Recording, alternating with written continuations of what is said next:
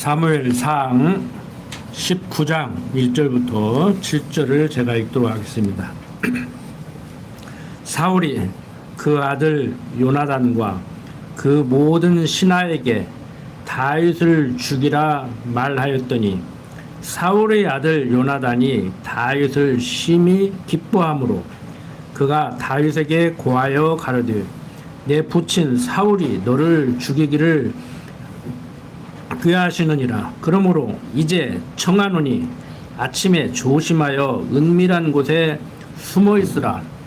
내가 나가서 너 있는 틀에서 내 부친 곁에 서서 내 일을 내 부친과 말하다가 무엇을 보거든 내게 알게 하리라 하고 요나단이 그 아비 사울에게 다윗을 포장하여 가르되 원컨대 왕은 신하 다윗에게 범죄치 마옵소서.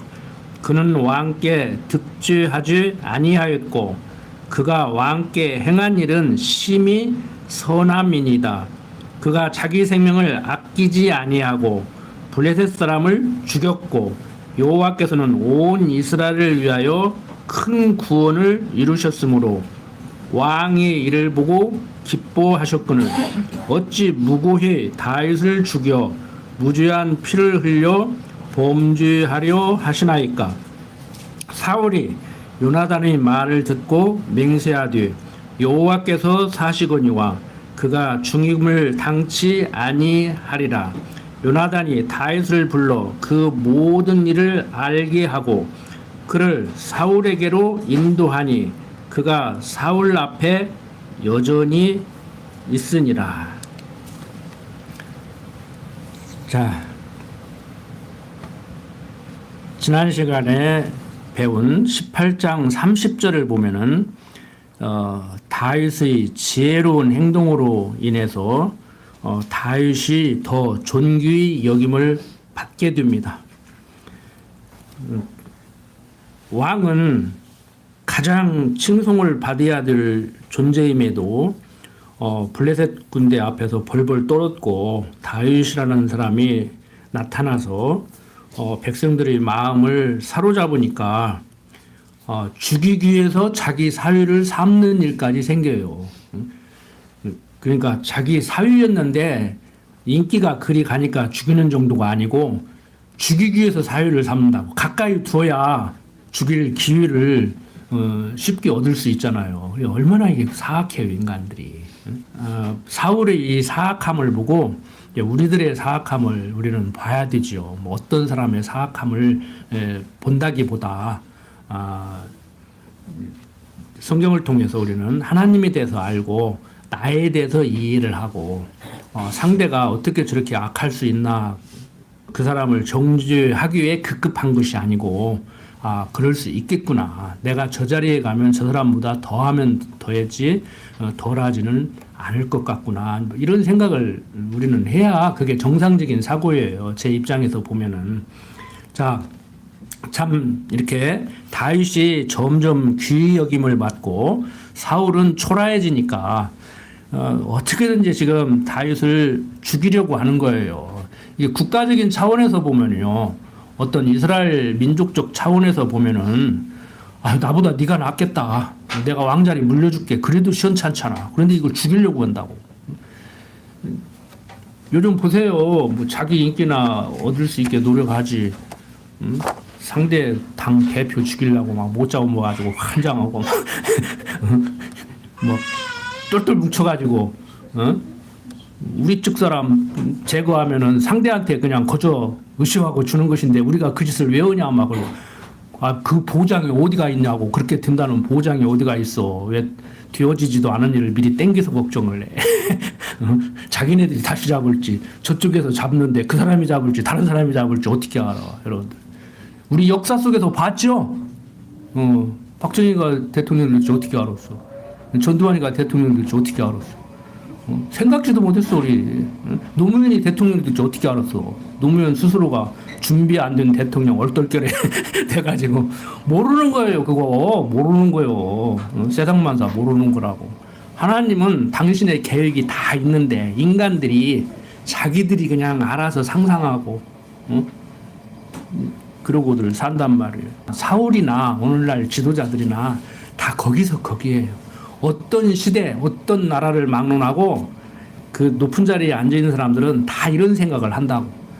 여러분들 역사 배웠지만 임진왜란 때 일본하고 전쟁하는데 선조가 이순신 참 속된 말로 못 잡으면서 날려. 전쟁 중에 장수를 데려다가 한 달 동안 고문을 하고 아쉬우니까 또 내보내가지고 참 국가와 민족을 생각하는 사람들은 항상 고난을 당해요. 어떤 시대나 어떤 나라나. 그리고 자기 왕자를 지키기 위해서 백성들도 헌시작 버리듯이 버리고 그 사람들이 권력을 누리기 위해서는 나라도 팔아먹어 버린다고. 우리들의 노련 세력이 그랬잖아요. 기꺼이 일본에게 나라 팔았잖아요. 진짜 팔았어요. 돈 받고. 진짜 팔았다고. 그냥 말로만 나라 파는 게 아니라 이완용이랑 요즘 말로 막 한 100억씩 받고 팔았다고 나라를. 자, 다윗을 죽이려는 이런 사울. 그런데 아들은 다른 사람도 아니고 요나단은 아버지 그러면 안 됩니다. 다윗이 뭐 잘못했습니까? 성경에는 다 써놓지 않았지만 이 상을 줘도 시원찮은데 다른 사람도 아니고 당신 사위 아닙니까? 우리 매제 아닙니까? 이미 이 가족관계 형성이 됐잖아요. 근데 남도 아니고 어떻게 사위를 죽이려고 하냐고. 지난번에도 말씀드렸지만 그러면 딸의 인생은 어떻게 되는 거예요? 그 눈에 넣어도 안 아플 그 귀한 딸 과부 만들려고 그러는 거예요. 말이 안 되는 소리잖아요. 그런데 이렇게 해요. 왜 그래요? 사울이 못돼서? 물론 사울이 못됐죠. 근데 그 사울을 못되게 만드는 분이 누구예요? 이렇게 얘기하면 이제 이상한 사람이라고 그래. 하나님이 지금 사울을 막 잡아 돌리는 거예요. 지금 다윗은 지혜롭게 하고 사울의 눈은 가리고 사울의 머리는 혼탁하게 만들고 지금 이 지경을 만든단 말이에요. 그러니까 우리가 원망을 하고 비난을 하려면은 하나님을 비난해야 되죠. 그래서 성경을 제대로 읽어보면은 헷갈리는 거예요. 이거 도대체 뭐냐? 이제 저같이 중고등학교 다닐 때부터 이런 걸 보고 혼란스러워하는 사람들은 도대체 성경이 무엇을 얘기하고 있는 것인지 납득이 안 되니까 이제 좋은 선생을 찾아다니고 공부를 하고. 저는 목사들하고 신학 공부한 것이 아니고 이런 게 궁금해가지고 신학 공부를 했다니까. 뭐 신학 공부라는 게 다른 거 없어요. 성경 내용을 제대로 이해하는 거예요. 자, 어쨌든 간에 다윗을 죽이려 하는 사울 왕이 마음을 이제 다시 돌이키죠. 아들이 그렇게 사정을 하는데 조금이라도 움직여야 그래도 아무리 육신을 가졌고 인간적으로 얘기하면 못된 왕이라도 좀 생각하는 게 있잖아요. 그러니까 제정신 들을 때는 그렇지 했다가 또 금방 잊어버리고 아닌데 했다가 그 조석변이잖아요. 우리도 그러잖아요. 막 혈기가 올라오면 막 씩씩거리다가 이건 아닌데 했다가 좀 있다가 가만히 곰곰 생각해보면 또 뽀글뽀글 올라오면 또 씩씩거렸다가 이것은 아닌데 했다가 그러고 살아요. 저부터도 그러고 산다니까. 저부터도. 저는 제 모습을 보고 제 모습을 얘기하는 거예요. 뭐 여러분들 뭐 내가 주 따라다니면서 다 본 것도 아니고. 어떤 사람은 성경 가르치니까 슉한 1시간 동안 예배 참석해서 집에 가가지고 전화하더라고. 어떻게 내 그 사정을 알고 그것을 막 꼬집어가지고 설교 시간에 때린다고. 내가 할 일 없어. 자기 인생 때리고 있게. 내 얘기 한다니까. 내가 그렇게 못된 놈이더라니까. 자, 8절부터 계속 봅니다. 전쟁이 다시 있으므로 다윗이 나가서 블레셋 사람들과 싸워 그들을 크게 도륙하며 그들이 그 앞에서 도망하니라. 사울이 손에 단창을 가지고 그 곁에 앉았을 때 여호와의 부리신 악신이 사울에게 접하였으므로 다윗이 손으로 수금을 탈 때 사울이 단창으로 다윗을 벽에 박으려 하였으나 그는 사울의 앞을 피하여 사울의 창은 벽에 박힌지라. 다윗이 그 밤에 도피하며 사울이 사자들을 다윗의 집에 보내어 그를 지키다가 아침에 그를 죽이게 하려 한지라. 다윗의 아내 미갈이 다윗에게 일러 가라되 당신이 이 밤에 당신의 생명을 구하지 아니하면 내일에는 죽임을 당하리라 하고 미갈이 다윗을 창에서 달아 내려오매 그가 도망하여 피하니라.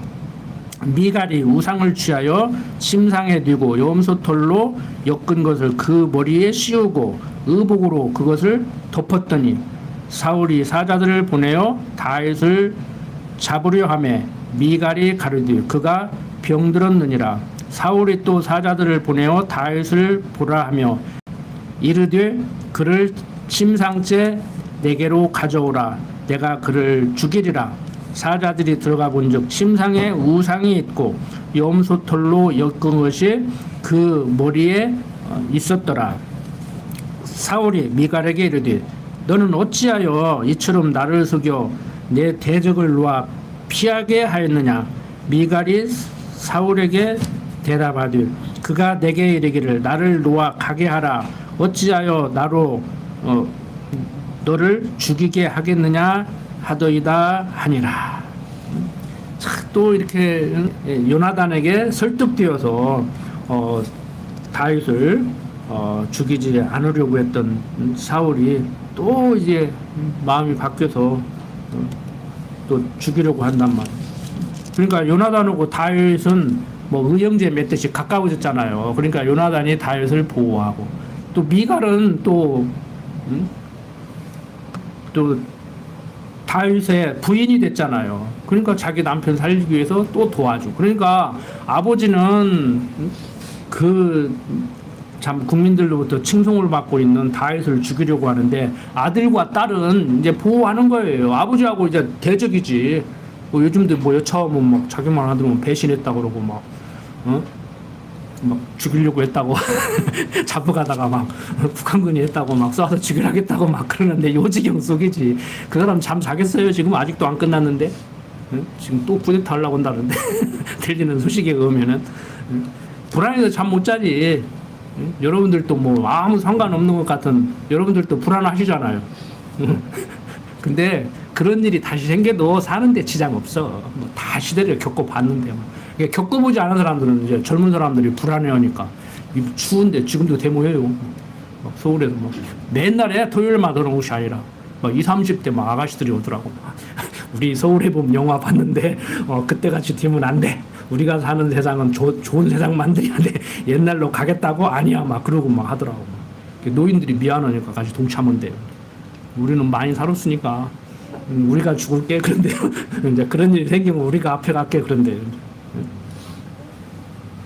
여러분들 인간적으로 생각하면요, 막 저도 가서 막 깃발을 흔들고 막 하고 싶은데 뭐 진짜 하고 싶어요. 진짜 이번에는 하고 싶더라고. 그런데 하나님의 섭리를 알기 때문에 지금 당장 뛰쳐나가지 않는 것은 추워서 안 나가는 것도 아니고 정말 하나님이 이 모양 저 모양으로 그렇게 잡아 돌리는구나. 그러니까 여러분들이 볼 때도 변명이라고 한답시고 하는데 말도 안 되는 소리 하잖아요. 유치원생도 아니고. 그러니까 하나님은 그렇게 만드니까 그런 거예요. 우리가 볼 때는 제정신이 아니고 어설프게 준비한 것 같은데 어설프게 준비한 게 아니라니까. 나름대로 철저히 준비했다니까. 근데 안 움직이는 거예요. 왜? 제가 얘기잖아요. 생각하고 살으라고. 군인들을 그래서 무식하게 만드는 거예요. 전쟁터 가서 생각하면 전쟁을 못 하니까 단순 무식하게 만든다고. 근데 저는 군대 생활할 때도요, 우리 해병대 출신 집사님도 계시지만 나는 군대 생활할 때도요, 생각을 하라 그래요. 생각을 하라고. 우리가 지금 가면 왜 가는가? 가서 어떻게 해야 되는가? 지금 중대장은 어디서 무엇을 하고 있는가? 나는 여기서 왜 이 짓을 하고 있는가? 언덕에 이렇게 엎드려가지고 내가 이 추운 겨울에 왜 저기를 이렇게 보고 있어야 되는가? 생각을 하라 했어. 생각을. 자칫 잘못하면은 안 돼요. 그거 생각이 많은 사람은 전쟁 못 한다니까. 단순 무식해야 돼. 쏘면 쏘고 막 그래야 돼. 그런데 저같이 가르친다고 해서 그렇게 다 물성해 주는 게 아니에요. 내 가족을 지키고 나라를 지키고 생각을 해야 되지요. 내가 도망가면 살겠는가? 아니면 여기서 죽을 때 죽더라도 싸워야 나를 지킬 수 있고 내 가족을 지킬 수 있겠는가? 근데 단순 무식이 가르치니까 어떻게 가르치냐? 장관의 명령에 절대 복종하는 것이 국가에 충성하는 것이다. 그러니까 아무 생각 없이 움직이는 거예요. 근데 이번에 생각하잖아요. MZ세대가. 와서 하고 보니까 아니거든. 그러니까 미안합니다. 미안합니다. 그러고 가잖아. 그런 사람들 데리고 쿠데타 못해. 막 쏴 그러면 쏴야 돼. 그래서 여러분들 신앙생활도 그렇게 하셔야 된다고. 그렇게 안 하니까 그 이상한 데 가서 있는 거요. 거기 가서도 있어도 그만, 여기 가서도 있어도 그만, 그러고 앉아 있는 거요. 그건 그래도 양반이에요. 예배당에 있다가 다음날 가서 절간에 앉아 있는 사람도 있어. 항상 여러분들 가정에서고 교회에서고 직장에서고 생각을 하시라고. 지금 말씀 들으면서도 잡념을 하시지 말고 생각을 하시라고. 성경이 정말 그런가. 자, 왜 이렇게 과정적으로는 제가 생각을 하고 사시라고 이렇게 말씀을 드리지만 원리적으로는요, 그렇게 생각하기 싫어서 생각을 않는 것도 아니야. 그래서 참 말이라는 것이 하다 보면은 제가 하면서도요, 허나만한 소린가, 여러분들이 어떻게 받아들이기가 제가 그렇게 해요. 근데 보세요. 왜 생각을 사람들이 못하고 제가 과정적으로 방법적으로 생각을 하고 사시라고 하지만 그게 여러분들 것이 되면은요, 어떤 과정을 거치냐면 성령 하나님께서 여러분들로 하여금 생각을 하고 살게 만들어요. 그래서 속지 않게 만든다고. 그러니까 앞뒤 다 자르고 인간적인 얘기로 생각 좀 하시라고 그런 거예요. 근데 이제 원리적으로 여러분들이 배우셨기 때문에 내가 뭐 그렇게 생각하고 싶어서 하는가? 나도 하나님이 잡아 돌리니까 그러지? 그리고 이제 육신을 가진 우리들의 입장에서 제가 말씀을 드리는데 저는 방법을 얘기했는데 원리적인 것 갖다 들이대는 거예요, 이제. 그러면 나도 네 말대로 생각을 하고 싶지만 하나님이 그렇게 생각을 않게 하니까 내가 이 모양이 됐다. 틀린 말은 아니에요. 틀린 말은 아니에요. 그래서 이게 가르치는 것이 그래서 어려운 거예요. 제가 지금 가르치는 어려움, 듣는 어려움을 지금 얘기를 하고 있는 거예요. 이게 그냥 쉽게 들리고 쉽게 말하고 쉽게 생각할 문제가 아니고, 야, 성경이 참 복잡하구나. 왜? 우리가 생각하는 내가 무엇을 어떻게 하면 되고 안 되면 되게 하고 3, 3번 7.8기 불가능은 없다. 안 되면 되게 하라. 이렇게 배웠는데 세상 살아보니까 그게 아니잖아요. 그 원리를 이해를 하시라는 거예요. 그래서 저는 어디다가 줄을 쳤냐면요, 19장 9절에다가 줄을 쳐놨어요. 사울이 손에 단창을 가지고 그 집에 앉았을 때 여호와의 부르신 악신이 사울에게 접하였으므로. 그러니까 여기는 어떻게 지금 번역을 해놨느냐면은 여호와의 부르신 악신이 사울에게 접하였으므로. 그러니까 하나님이 사단을 보내서 사울을 지금 잡아 돌리고 있다, 이렇게 번역을 해놨는데, 직역을 하면은요, 히브리어 성경을 직역하면은 하나님의 신이 사울을 악하게 만들었다. 그러니까 하나님이 직접적으로 사울의 마음을 악하게 만든 거예요. 그런데 이제 이 성경을 번역하는 사람들이 이제 어거스틴의 영향을 받아서 그러는데, 이제 사단과 천사가 이렇게 대립을 하는 관계. 그래서 우리는 이제 어떻게 설명을 해요? 그것을 하나님은 사단과 대립하는 관계가 아니고 하나님이 천사를 통해서 좋은 일을 하게 하시고 하나님이 사단을 통해서 악한 일을 하게 하신다. 이렇게 신학적으로 정리를 한 것이 이제 개혁주의란 말이에요. 칼빈주의란 말이에요. 그러다가 보니까 번역도 이렇게 해놓은 거야. 근데 이제 직접적으로 직역을 하면은 외국어는 이게 번역에 문제가 있잖아요. 그런데 여기는 여호와의 부리신 악신이 사울에게 접하였다. 그런데 여호와께서 사울의 마음을 격동시켰다. 악한 생각을 하게 만들었다. 이런 의미예요. 그러니까 중간에 사단을 끼워 넣어도 되고 안 넣어도 돼. 그걸 크게 문제 삼지 마요. 무슨 얘기인지 아시겠죠? 그러니까 왜 사단을 여기다 끼워 넣느냐면은 번역자가 옛날에는 하나님이 인간의 마음을 악하게 하는 것이 아니고 우리가 사단의 올무에 걸려서 악한 생각을 하는 거다. 그렇게 생각을 했는데 개혁주의자들이 하나님이 사단을 주관하고 있는데 내가 사단의 올무에 걸려서 악한 생각을 하는 것이 아니고 하나님이 사단을 시켜서 악한 생각을 하게 만드는구나. 이제 여기까지 간 거예요. 그래서 번역을 이렇게 해놨다고. 근데 우리는 이제 더 하나님의 섭리를 성경 전체를 통해서 이해하다가 보니까 이 번역도 정확한 번역은 아니구나. 그래서 하나님이 사단의 마음을 격동시켰다. 악한 생각을 하게 한다. 그러니까 여러분들도 그렇게 생각을 하셔야 한다고. 하나님이 악한 생각을 하게 하면 악한 생각을 해가지고 엉뚱한 짓을 하게 하는 것이고, 하나님이 선한 생각을 하게 하면 선한 생각을 해서 선하게 사는 것이고, 이렇게 되는 것이죠. 원리적으로.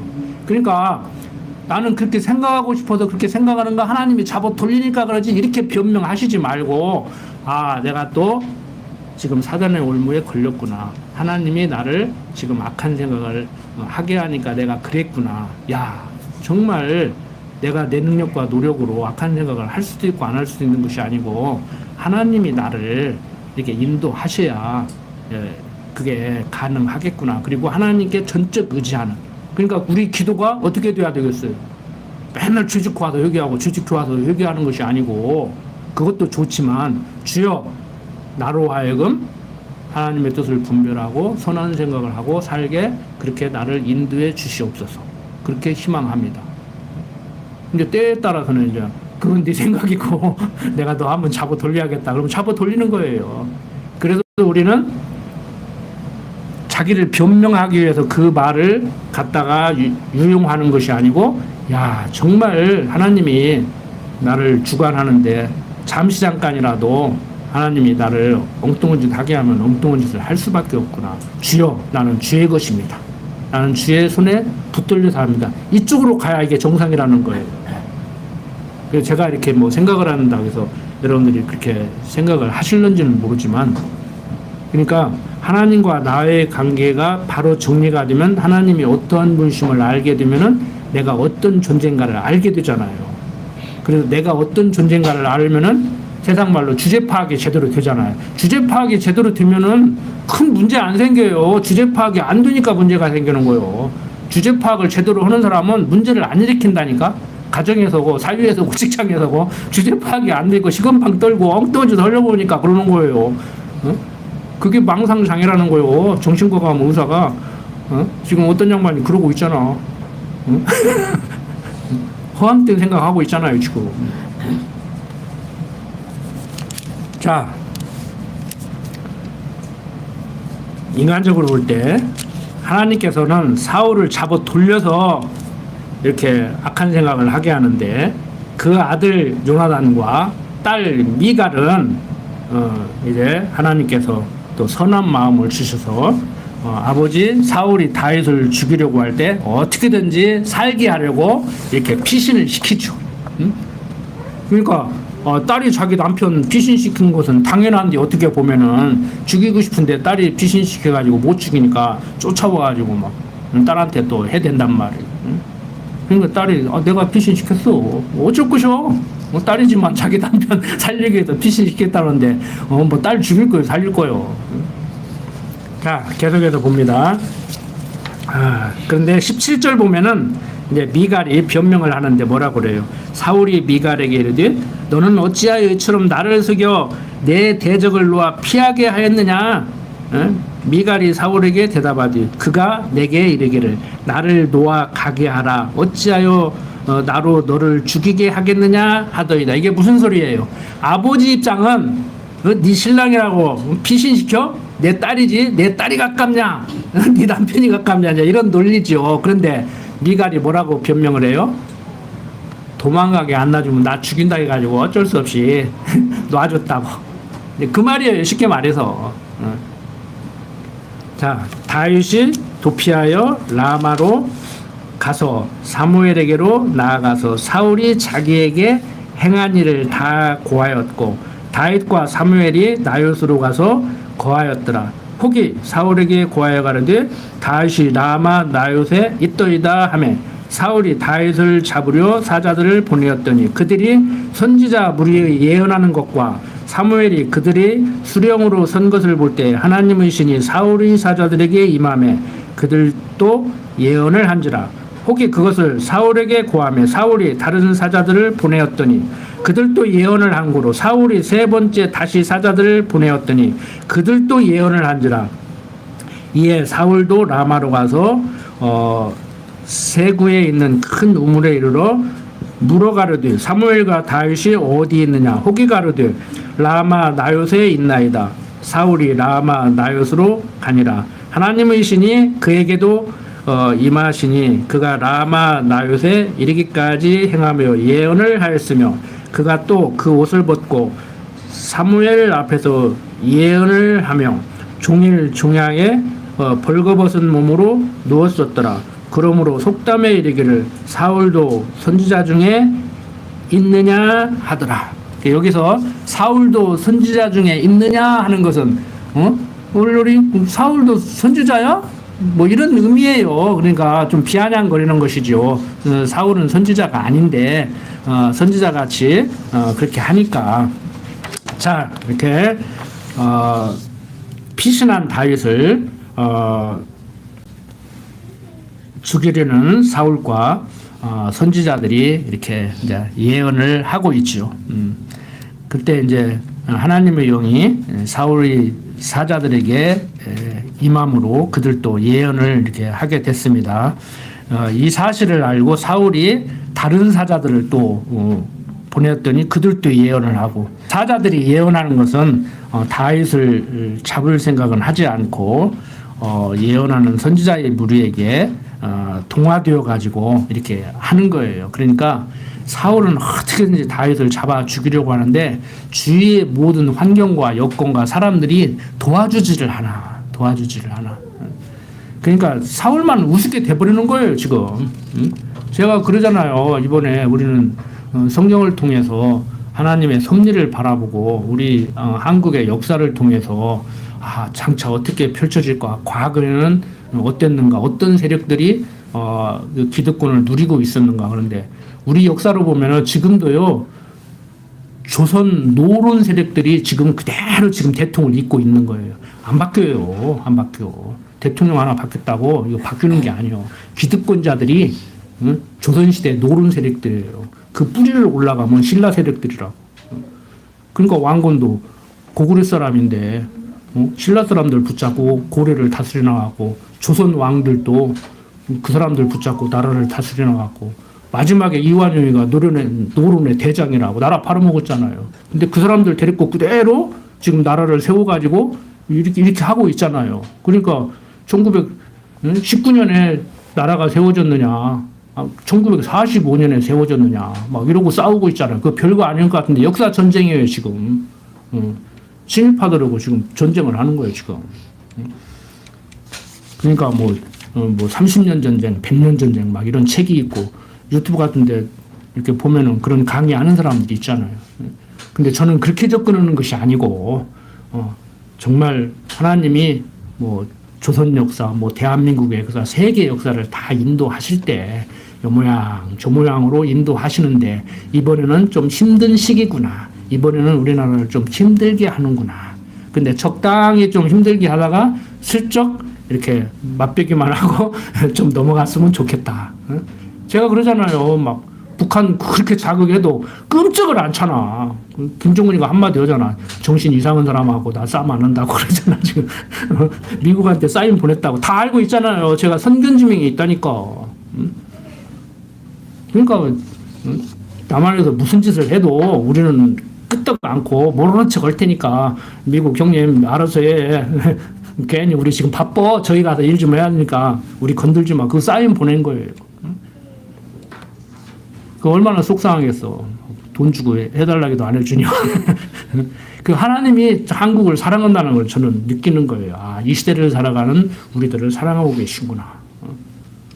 뭐 예배당 건물만 잔뜩 서 있으면 못해. 내 인생길 예비해놓고 함께 하시는 그분 여호와를 우리가 인정하고 경외하고 살아야 그게 제대로 되는 것이지요. 특히 우리는 장로교 정치를 하잖아요. 장로교 정치가 민주공화제 정치하고 이게 마저 들어가요. 하나님이 여호와시고 우리는 그의 종으로서 그의 섭리에 따라서 살아가는.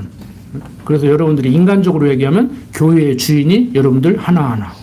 대한민국은 민주공화국이니까 대한민국의 주인은 여러분들 하나하나고 권력과 권리는 여러분들에게서 나오고 똑같다고. 원리가 장로교 정치가 민주공화제 정치란 말이에요. 근데 지금 저쪽에 서 있는 사람들은 감독 정치 하고 싶은 거야.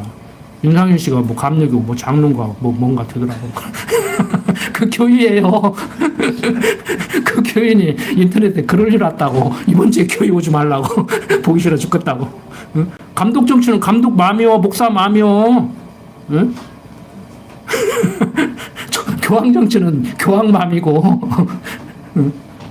우리는 인간적으로 보면 여러분들이 주인이야. 아, 머리는 그리스도가 되시고 하나님이 주인이지만 과정적으로 방법적으로 우리 재직회하고 공동회 하잖아요. 목사님 마음대로 안 오시잖아. 못 오잖아.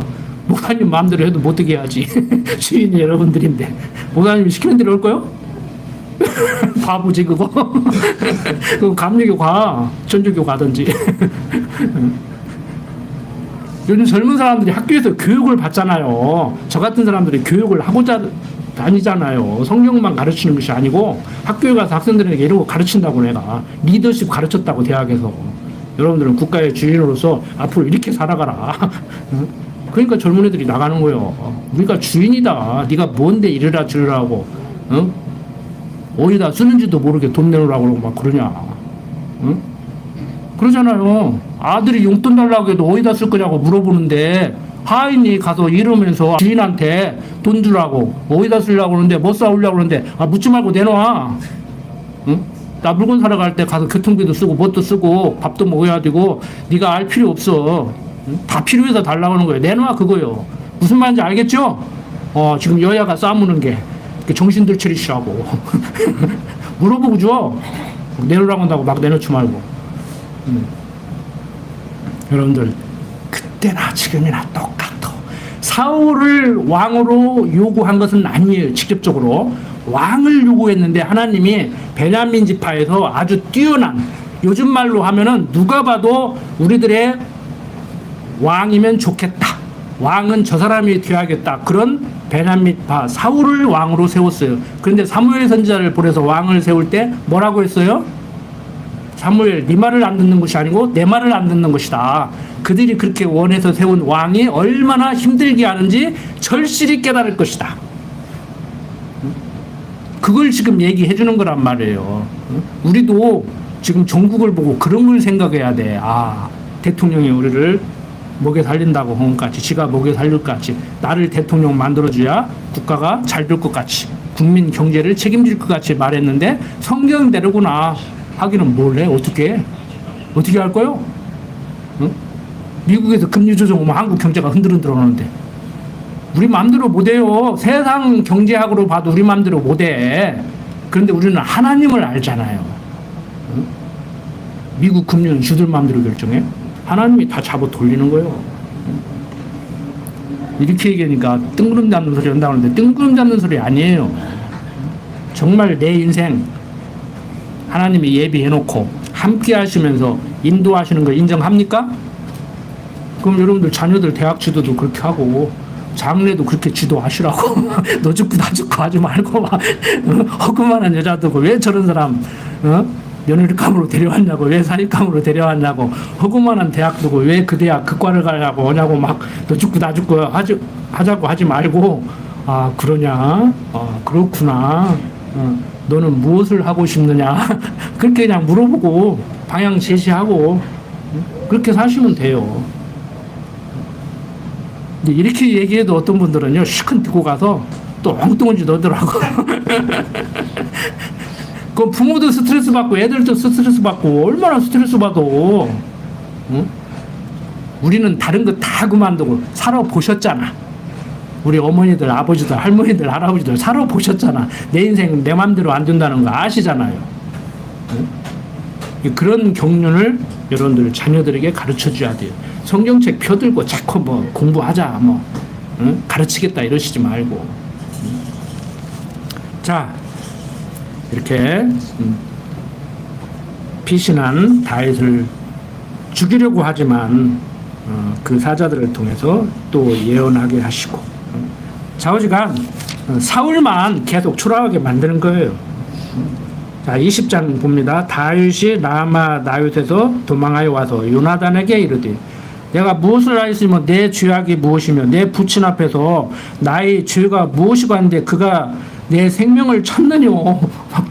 다윗도 속상하니까 다른 사람도 아니고 친구 요나단 사울의 아들한테 가서 야 내가 못 잘못했는데 네 아버지가 이렇게 나를 잡고 죽이려고 그러냐 속된 말로 못 잡아먹어서 그러니까 완장했냐 그 소리지요. 얼마나 속상합니까. 요나단이 그 얘기를 해 결단코 아니라 내가 죽지 아니하리라 내 부친이 대소사를 내게 알게 아니하고는 행함이 없나니 내 부친이 어찌하여 이 일은 내게 숨기리요 그렇지 아니하니라. 그러니까 이제 다윗을 위로하는 거예요. 요나단이 야 우리 아버지가 무슨 일을 하려면은 나하고 다 얘기를 해 나한테. 예, 걱정하지 마. 나 몰래 일 저지르지 않을 거야. 그러니까 무슨 얘기예요?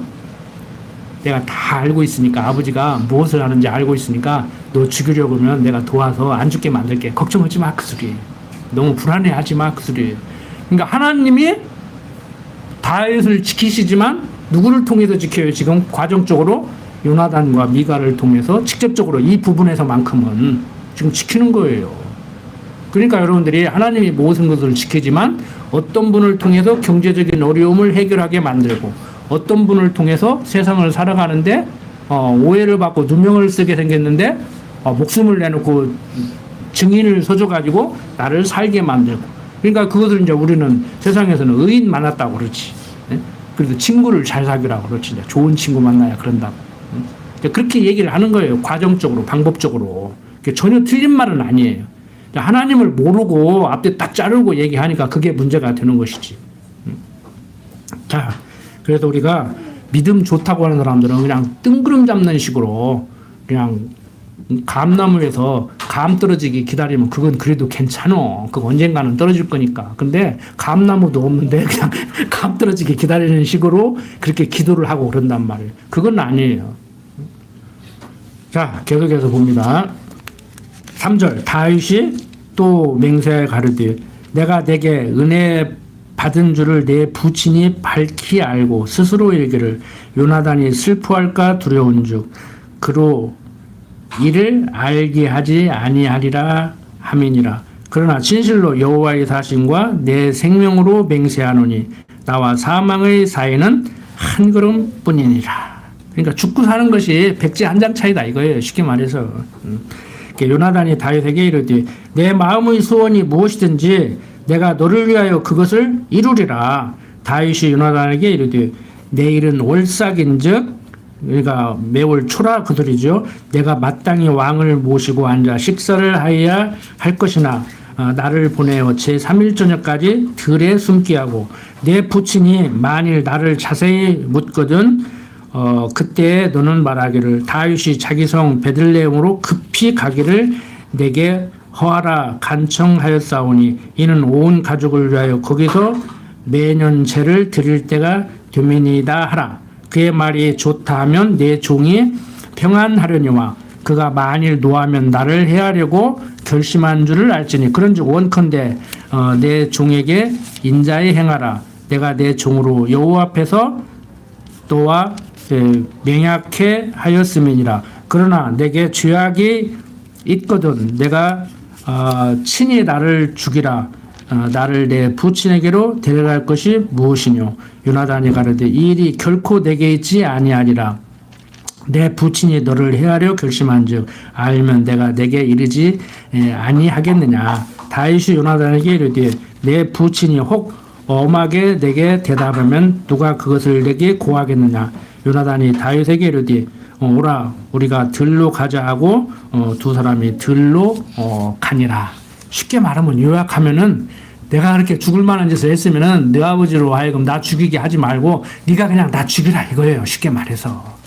그러니까 무슨 얘기예요? 나 잘못했는데 네 아버지가 나 죽이려고 하니까 나 좀 보호해주라. 말 안 해도 지금 보호하고 있잖아요. 지금 아버지 다윗이 뭔 잘못을 했다고 그렇게 죽이려고 합니까? 그러면 안 돼요 하고 계속 말리고 있다고 지금. 딸은 피신시켰고 피신시켜놓고 네가 어떻게 네 신랑이라고 피신시켜 내 적인데 그러니까 아이고 피신 안 시키면 나 죽이고 도망가겠다는데 내가 살해하잖아. 그래도 놔줬어. 그러고 거짓말하고 지금 이런 환경이란 말이에요 지금. 자 12절부터 계속 봅니다. 요나단이 다윗에게 이르되 이스라엘 하나님 여호와께서 증거하시거니와 내가 내일이나 모레 이맘때 내 부친을 살펴서 너 다윗에게 대한 의향이 선하면 내가 보내어 내게 알게 하지 않겠느냐. 그러나 만일 내 부친이 너를 해하려 하거늘 내가 이 일을 내게 알게 하여 너를 보내어 평안히 가게 하지 아니하면 여호와께서 나 요나단에게 벌을 내리시고 또 내리시기를 원하노라. 여호와께서 내 부친과 함께 하신 것 같이 너와 함께 하시기를 원하노니 너는 나의 사는 날 동안에 여호와의 인자를 내게 베풀어서 나로 죽지 않게 할 뿐 아니라 여호와께서 너 다윗의 대적들을 지면에서 다 끊어버리신 때에도 너는 내 인자를 내 집에서 영영히 끊어버리지 말라 하고 이에 요나단이 다윗의 집과 언약하기를 여호와께서는 다윗의 대적들을 치실지어다 하니라. 그러니까 하나님께서 지금 보호하는 다윗이지만 과정적으로 요나단을 통해서 또 이렇게 보호하고 계심을 볼 수가 있는 거예요. 다른 사람도 아니고 아버지 사울이 왕인데 그 아들 지금 요나단이 인간적으로 아버지 배신하고 있는 거예요. 지금 아버지가 잘하고 못하고를 떠나서 배신하고 있는 거예요. 17절 요나단이 다윗을 사랑함으로 그로 다시 맹세케 하였으니 이는 자기 생명을 사랑함 같이 그를 사랑함이었더라. 이렇게 좋은 친구가 어디가 있어요.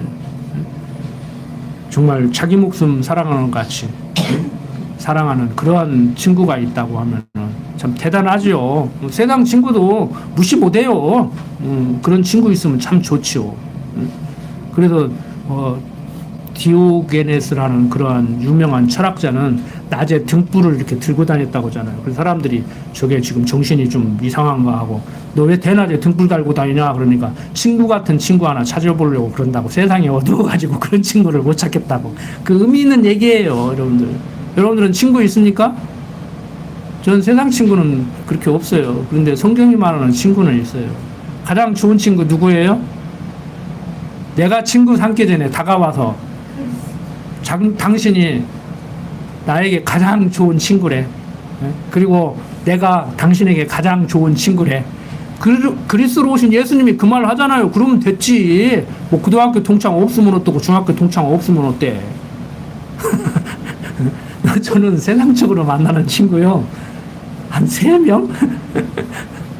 군사놈은 그래도 전화라도 한번 아는 친구 한 2명. 뭐 중학교 친구는 없는 것 같아요. 고등학교 친구 하나 있다가 떨어져 버렸어요. 대통령이 오겠다고 그냥 나를 원수 취급하더라고.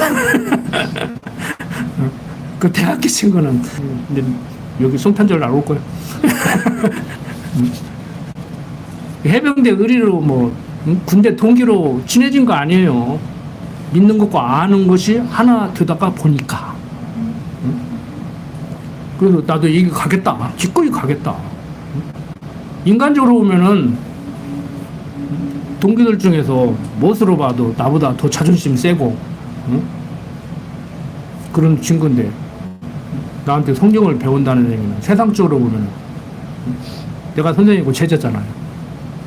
그 세상적으로는 그런 관계 형성할 수가 없어요. 그런데도 믿는 것과 아는 것이 하나 되어 동반자, 동역자의 길로 가는 거예요. 그러니까 저도 고맙고 올바른 길로 인도해 주니까 고맙다고 하고 그러니까 서로 고마운 거야. 서로 이익이 없으면 버리고 이익이 있으면 취하는 관계가 아니고 어려울 때나 형통할 때나 함께 가는 부부도 그래야 돼. 가족도 그래야 돼요. 교인도 그래야 돼요.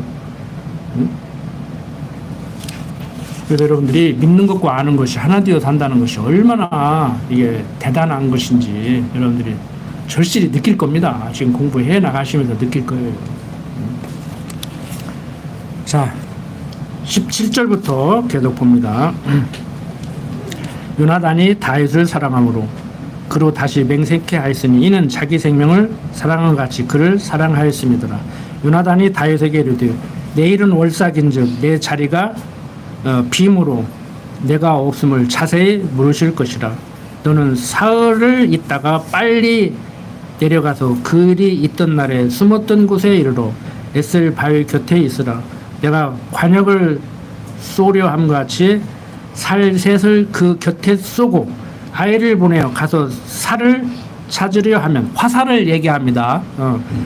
내가 짐짓 아이에게 이르기를 보라 살이 내 이편에 있으니 가져오라 하거든 너는 돌아올지니라. 그러니까 사인을 보내는 거예요. 신호를 보내는 거예요. 그래서 아이를 보내어 가서 살을 찾으라 하며 내가 짐짓 아이에게 이르기를 보라 살이 내 이편에 있으니 가져오라 하면은 안전하다 이거예요.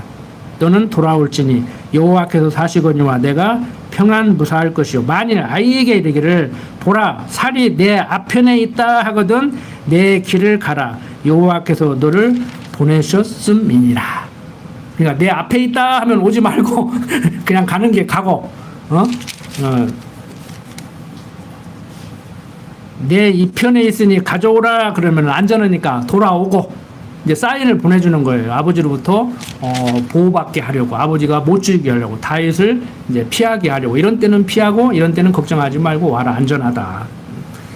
그 다윗이 들에 숨으니라. 월삭이 되매 왕이 앉아 음식을 먹을 때 왕은 평시와 같이 벽 곁 자기 자리에 앉았고 요나단은 섰고 아브넬은 사울의 곁에 앉았고 다윗의 자리는 비었으나 그러나 그날에는 사울이 아무 말도 아니하였으니 이는 생각하기를 그에게 무슨 사고가 있어서 부정한가 보다 정령이 부정한가 보다 하였음이더니 이튿날 곧 달의 제2일에도 다윗의 자리가 오히려 비었으므로 사울이 그 아들 요나단에게 묻되 이새의 아들이 어찌하여 어제와 오늘 식사에 나오지 아니하느냐. 요나단이 사울에게 대답하되 다윗이 내게 베들레헴으로 가기를 간청하여 가로되 청컨대 나로 가게 하라. 우리 가족이 그 성에서 제사할 일이 있으므로 나의 형이 내게 오기를 명하였으니 내가 내게 사랑을 받거든 나로 가서 그 형들을 보게 하라 하였으므로 그가 왕의 식사 자리에 오지 아니하였나이다. 사울이 요나단에게 노를 바라고 그에게 이르되 패역 부도의 계집의 소생아 내가 이새의 아들을 택한 것이 내 수치와 내 어미의 벌거벗은 수치됨을 내가 어찌 알지 못하랴. 이새의 아들이 땅에 사는 동안은 너와 내 나라가 든든히 서지 못하리라. 그런즉 이제 보내어 그를 내게로 끌어오라. 그는 죽여야 할지니라. 인간적으로 보면은요 아버지 사울이 요나단한테 야 이 바보 천치야 그 다 제거해야지 나 죽고 너 왕 되면 너는 좋을 것 같냐 왜 이렇게 어리석은 생각을 해. 그 여기다 그렇게 써놓지는 않았지만 꼭 제 어머니 닮아가지고 그 소리에 쉽게 말해서 저는 이렇게 읽었다고 막 그러니까 자기 부인도 저주잖아요. 저거 자식이라고 낳았다고. 그냥 요나단이 볼 때는 참 환장을 노르셔. 아버지라는 사람이 왕으로 추대받으니까 겨우 한다는 짓이 그냥 무궁 훈장을 줘도 시원찮고 자기 사위까지 삼았으면서 못 죽여가지고 그냥 안달이 났으니 요절 복통을 노르셔요. 아버지지만 정말 아버지 죽일 수도 없고 안 죽일 수도 없고 그러니까 막 다윗만 보호하는 것이지. 인간적인 갈등이 얼마나 심했겠습니까. 성경에 간단히 써놨지만 여러분들이 요나단이라면 어떻게 하실까요? 지금 대통령 밑에 있는 사람들도 그럴 거예요. 안 하면 항명으로 쳐버린다고 그러지.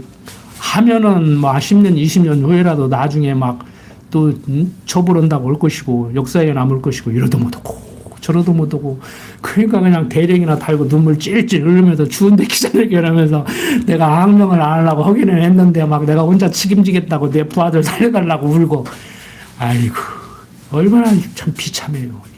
이게. 저는 현실을 보면서 성경을 보면서 아유 이 성경을 보면 어떻게 현실하고 그렇게 똑같냐. 내가 그 자리에 있다고 하면 나는 어떻게 할 건가. 여러분들 어떻게 하실 거요?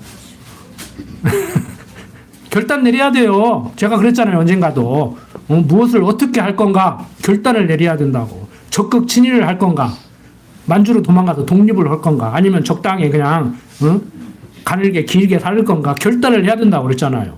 그건 자기 가치관에 따라서 하는 거예요. 이렇게 살아야 된다 저렇게 살아야 된다가 아니고 그래서 가치관이 중요하다는 거예요. 우리는 성경적 기독교 가치관 성경적 올바른 신관 그 다음에 인생관 역사관 그 세계관이 정립이 돼야 내가 이때는 어떻게 행동할 건가, 어떻게 결정을 할 건가, 어떻게 움직일 건가, 이게 나오죠. 가정에서도 마찬가지입니다. 그 여러분들 자녀들도요, 그렇게 가르쳐야 돼요. 여기서는 내가 어떻게 말을 할 건가, 어떻게 처신을 할 건가, 어떻게 행동을 할 건가. 잘못하면 죽어요. 죽는다고. 31절 이새의 아들이 땅에 사는 동안은 너와 내 나라가 든든히 서지 못하리라. 그런즉 이제 보내어 그를 내게로 끌어오라. 그는 죽어야 할 자니라. 요나단이 그 부친 사울에게 대답하여 가르되 그가 죽을 일이 무엇이니까, 무엇을 행하였나이까. 사울이 요나단에게 탄창을 던져 치려한지라. 요나단이 그 부친이 다윗을 죽이기로 결심한 줄 알고 심히 노하여 식사 자리에서 떠나고 달의 제2일에는 먹지 아니하였으니 이는 그 부친이 다윗을 욕되게 하였으므로 다윗을 위하여 슬퍼함이었더라. 하고 싶은 거 키워 이거 하는 사람들 이거 못 말려요. 어떻게 말려? 막 의지의 한국이냐? 응? 지금 대통령 뭐 사법고시를 뭐 9번 재수해갖고 됐다고 하잖아. 그 의지의 한국인 키워하잖아요. 막 대통령 돼가지고 막 하고 싶은 대로 못하니까 확 엎어버려가지고 막 하려고 하잖아. 그거 못 말려. 어떤 시험씨는 아들 며느리 막 키워 막 이혼시켜야 직성이 풀리는 사람이 있대야. 막 이혼시켜야 끝난대야. 막 아들 며느리 행복을 빌어줘도 시원찮은데 왜 그렇게 사냐고. 여러분들은 그런 시험은 오지 마요. 정말 이 무서워요. 그런 사람들 좀 고집을 꺾기도 하고 안 되면은 좀 돌아갈 줄도 알고 부인이나 자식이 조언을 해주면 들을 줄도 알아야지. 자식이 지금 다윗 편다고 생각하니까 막 야, 다윗을 죽여버리려고 하는 거예요. 승질 나가지고 내 자식 맞아? 그러고 덤벼드는 거예요. 육신적으로는 그렇게 생각할 수 있어요. 저도 순간적으로 그럴 때가 있어요. 옳고 그르고를 떠나서 내 자식이 내 편들여야 될 거 아니오. 내 마누라가 내 편들여야 할 거 아니오. 네? 그런데 다윗을 자꾸 감싸고 들어오니까 막 아버지가 성질 나가지고 이제 막 다윗을 죽이려고 하니까 아 우리 아버지 하는 거 보니까 다윗 기어 죽이려고 하는구나. 놔두지를 않겠구나. 이제 다윗한테 이제 정보 취하지. 우리 아버지 하는 거 보니까 가망성이 없다. 도저히 안 된다. 다윗 죽여야 끝나요. 사울은 다윗 죽여야 끝난다니까. 인간적으로 근데 그걸 지 맘대로 되냐고. 자 31절 아침에 요나단이 작은 아이를 데리고 다윗과 정한 시간에 들로 나가서 아이에게 이르되 달려가서 나의 쏘는 살을 찾으라 하고 아이가 달려갈 때 요나단이 살을 그의 위로 지나치게 쏘니라. 아이가 요나단의 쏜 살 있는 곳에 이를 즈음에 요나단이 아이 뒤에서 요청하되 살이 내 앞에내 있지 아니하냐 하고 요나단이 아이 뒤에서 또 요치되 지체 말고 빨리 다름질하라 하며 요나단의 아이가 살을 주어가지고 주인에게로 돌아왔으나 그 아이는 아무런지 알지 못하고 요나단과 다윗만 그 일을 알았더라. 그러니까 살 주워온 애는 지금 무슨 상황인지를 모르고 요나단이 말을 하는 대로 그렇게 움직였을 뿐이에요. 그런데 이건 앞에서 봤죠. 요나단과 다윗이 사전에 약속을 했잖아요. 이러면 우리 아버지가 너 계속 죽이겠다는 것이고 이러면은 안 죽이겠다는 것이니까 돌아와라. 그러니까 우리 아버지가 너 기어 죽여야겠다고 지금 오니까 돌아오지 마. 이걸 지금 얘기를 해준 것이죠. 요나단이 그 병기를 아이에게 주며 가르되 이것을 가지고 성으로 가라. 아이가 가매 다윗이 곧 바위 남편에서 일어나서 땅에 엎드려 3번 절한 후에 피차 입맞추고 같이 울되 다윗이 더욱 심하더니 요나단이 다윗에게 이르되 평안히 가라. 우리 두 사람이 여호와의 이름으로 맹세하여 이르기를 여호와께서 영원히 나와 너 사이에 계시고 내 자손과 내 자손 사이에 계시리라 하였느니라. 다윗은 일어나 떠나고 요나단은 성으로 들어오니라. 요나단의 아버지 사울이 다윗을 끝끝내 죽이려고 해서 요나단은 다윗을 떠나보내지만 요나단과 다윗의 그 우정은 계속 유지가 되고 있습니다. 자, 제가 19장, 20장 내용을 쭉 읽어나가면서 이런저런 말씀을 드렸는데 어떻게 보면 격까지 가지고 괜히 시간 그렇다고도 볼 수 있는데 다 잊어버리셔도 이거 하나만 기억하시면 돼요. 다윗의 고난, 애매한 고난이죠. 요셉의 고난도 애매한 고난이었죠. 응? 잘못해서 고난받으면은 자기가 잘못해서 고난받으니까 뭐 괜찮지만 잘했는데 그 잘한 것 때문에 그게 시기 질투의 대상이 돼서 고난받는단 말이에요. 요즘 정치인들이 특히 기독교인들이 뭐 여차하면 감옥에 가서 나 애매한 고난받는다 그러는데 애매한 고난은 영광스러운 것이오. 그 말을 뭐 굳이 꺼내. 할 필요 없어요. 그냥 속으로 참 하나님이 나를 또 시련을 주시는구나. 하나님이 나를 사랑하시는구나.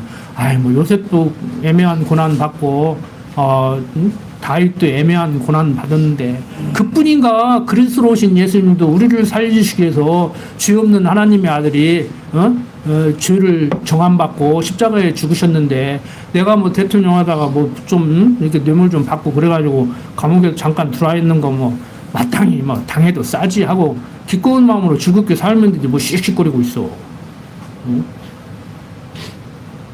애매한 고난이면 어쩌고 아니면 어쩔 것이오. 잘못했으니까 잘못했으면 벌 받으면 되고 애매한 고난도 받아야지 어쩔 것이오. 왜 하나님한테 애매하게 고난 주시냐고 따질 거예요? 나를 나대게 하려고 애매하게 고난받게 하신다는데 그 영광이에요. 인간적으로는 애매한 고난 받으면 속이 뒤집어지고 화가 막 충천할 일이지만 성경적으로 보면은요 애매한 고난도 그 축복이라고. 그 말 인정하십니까? 애매한 고난도 축복이라고? 그런데 잘못해서 고난받아도 씩씩거리잖아. 애매한 고난받아도 달갑게 받아야 되는데. 자, 이것은 무엇에 대한 모형과 그림자로 예표로서 이 얘기를 지금 우리가 읽어야 되냐면은 장차 오셔서 애매한 고난을 받으실 그리스도에 대한 모형과 그림자예요. 그래서 성탄절, 특히 내일 모레 성탄절인데 이제 TV에서 또 영화도 해주고 그러잖아요. 성탄절 영화. 그래서 뭐 만왕의 왕 그러면 지난번에도 말씀드렸잖아요. 주인공이 다윗일 수도 있고 예수일 수도 있어요. 만왕의 왕 그러면은. 그러니까 다윗은 만왕의 왕으로 오신 그리스도에 대한 모형이에요. 그러니까 다윗은 그리스도가 오셔서 애매한 고난받고 십자가에 죽으실 것에 대한 모형이기 때문에 다윗이 잘하고 못하고를 떠나서 악한 왕 사울을 세워서 그 사울은 다윗을 계속 괴롭혀야 돼. 그렇게 태어난 사람이에요. 가룟 유다는 애매한 고난 받으실 그리스도를 십자가에 죽게 하시려고 팔해야 돼. 그러니까 그 제자들 다 모였을 때 그러잖아요. 여기에서 나를 팔자가 있다. 그러니까 가룟 유다가 막 제자들이 납니까? 그러니까 가룟 유다한테 그래 너야. 너는 차라리 나지 않은 것이 훨씬 좋을 뻔했다. 가서 해라 그러잖아요. 가서 하라고. 응? 근데 우리가 진짜 성경 이제 배워가지고 어설프게 하는 사람은 가룟 유다도 뭐 하고 싶었습니까? 가서 하라고 했잖아요. 그래서 했는데 뭐가 잘못했어요? 그럼 가룟 유다가 하나님 일 했어요? 안 했어요? 그게 제 고등학교 1학년 때 고민이었어요. 하나님이 이러고 살아라는데 가만히 보니까 가룟 유다가 하나님 일을 했더라고. 그리고 다 알고도 가서 하라고 하더라고 예수님이. 그래가지고 성경이 어렵더라고. 그거 내가 3년 동안 교회 안 다녔다니까. 고등학교 3년 동안 교회 안 다녔다니까. 그거 목사님이 대답을 못 해줘가지고. 여러분들 잘 가르쳐 드리니까 열심히 나와요. 여러분들 살다가 보면은 정말 누가 뭐라 해도 아무리 생각하고 또 생각하고 또 생각해도 애매한 고난받을 때 있습니다. 그 인정하십시오. 어쩔 수 없어요. 기도드립시다. 아버지 하나님, 되어져가는 모든 일들 하나님의 섭리하심을 알기 때문에 우리가 잘하고 못하고를 떠나서 어떠한 고난이 닥친다고 하더라도 기꺼이 감내하고 살아갑니다. 육신이 있기 때문에 육신이 연약하기 때문에 할 수만 있으면 육신적으로 건강하고 경제적으로도 크게 궁핍하지 않고 세상 사람들로부터도 인정받고 살아가고 싶습니다. 그렇지만 이 모양 저 모양으로 섭리하셔서 우리들로 하여금 하나님의 여호와 되심을 알고 살게 하시려는 하나님의 섭리 가운데 사람들로부터 손가락질을 받기도 하고 경제적으로 어려움을 당하기도 하고 육신적으로 질병에 시달리기도 합니다. 그때마다 말씀 생각나게 하셔서 마음의 평강만큼은 잃지 않고 살아가게 강한 팔로 붙들어 주시옵소서. 부족한 종 예수님 이름으로 기도드립니다. 아멘.